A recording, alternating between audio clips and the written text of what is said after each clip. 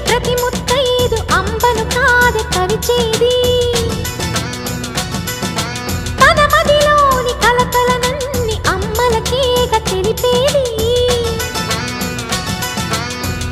నెలతలే లేకుంటే దేవుడికి నెలవేది భక్తులే రాకుంటే గుడికి ఇక వెలుగేది దయతోటి కుంకుమ పూలు అక్షింతలు